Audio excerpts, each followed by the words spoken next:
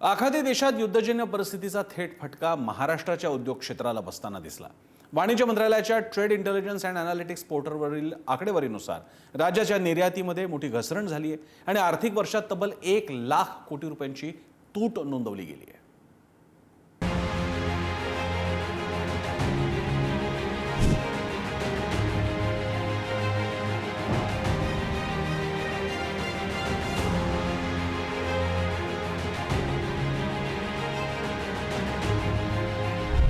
संभाजीनगरमधील वाळूज आणि चिकलठाणा औद्योगिक वसाहतीमध्ये सुमारे 200 लघु उद्योग कार्यरत आहेत। अमेरिका इस्रायल विरुद्ध इराण युद्धाची झळ या उद्योगांपर्यंत पोहोचली आहे। गेल्या महिन्याभरात गॅसच्या तुटवड्यामुळे 2 ते 3 हजार कोटी रुपयांचा फटका या उद्योगांना बसल्याचा दावा संघटनांकडून करण्यात येतोय।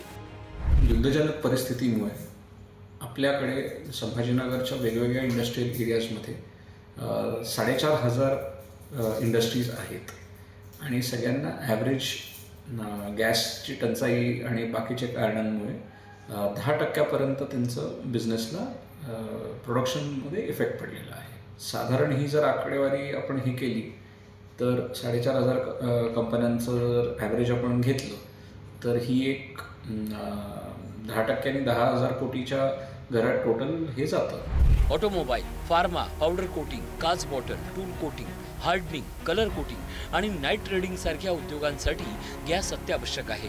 मात्र पुरवठा खंडित झाल्यानं उत्पादनावर थेट परिणाम झालाय। संभाजीनगरमधून दरवर्षी सुमारे 27,000 कोटींची निर्यात केली जाते, पण यावर्षी ती घटून 24,000 कोटींवर आली आहे, म्हणजे जवळपास 12% तूट झाली आहे। धक्कादायक म्हणजे गेल्या एका महिन्यातच जवळपास 3,000 कोटी रुपयांची निर्यात ठप्प झाली आहे। CMI अंतर्गत असलेल्या 850 मोठ्या उद्योगांनाही सुमारे 7,000 कोटींचा फटका बसलाय। छत्रपती संभाजीनगरमध्ये निर्यातीत कॅलेंडर वर्षात वाढ पण आर्थिक वर्षात घसरण स्पष्ट दिसते। 2025 मध्ये निर्यात 31,407 कोटी, 2024च्या तुलनेत वाढ 20%। 2025-26 आर्थिक वर्षात निर्यात 24,134 कोटी, मागील वर्षीच्या तुलनेत घट 11.5%।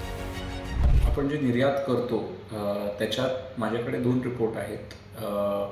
जेव्हा आपण कॅलेंडर इयर बघतो तर 26,000 कोटीपासून 31,000 कोटीपर्यंत आपण गेलो 24-25च्या कंपॅरिझनमध्ये 25-26 पर्यंत। पण तेच आपण जेव्हा फायनान्शियल हे बघतो फायनान्शियल इयर बघतो तर 27,000 कोटीवरनं आपण 24,000 कोटीपर्यंत आलो एप्रिल टू मार्चच्या ह्याच्यात। तर ह्याच्यात आपल्याला साधारणतः 3,000 कोटीचा फटका बसला। संभाजीनगरप्रमाणेच राज्यभरातही हाच ट्रेंड आहे। 2025 मध्ये 6,06,000 कोटींची निर्यात झाली होती। आर्थिक वर्ष 2025-26 मध्ये ती घटून 4,54,000 कोटींवर गेली आहे, म्हणजेच आर्थिक वर्षात 1,00,000 कोटींची तूट उद्योगांना सहन करावी लागते आहे। पुणे, मुंबई, ठाणे, रायगड, पालघर, नाशिक या प्रमुख औद्योगिक शहरांमध्येही कॅलेंडर वर्षात वाढ पण आर्थिक वर्षात घसरण दिसून येते। मुंबईत सर्वाधिक 27%ची तर नाशिकमध्ये 22%हून अधिक घट झाली आहे। राज्यात एकीकडे कॅलेंडर वर्षात 53,000 कोटींची वाढ दिसते आहे, पण 1.5 महिने चाललेल्या युद्धामुळे आर्थिक वर्षाच्या शेवटी उद्योग क्षेत्राला मोठा फटका बसल्याचं स्पष्ट होत आहे। आखाती देशांमधील तणाव, गॅस टंचाई आणि जागतिक बाजारातील अनिश्चितता यामुळे महाराष्ट्रातील उद्योग सध्या मोठ्या संकटात सापडले आहेत। आता या परिस्थितीतून उद्योगांना दिलासा देण्यासाठी सरकार कोणती ठोस पावलं उचलणार याकडे सगळ्यांचं लक्ष लागलंय। सुमित पवार, संभाजीनगर, पुढारी न्यूज।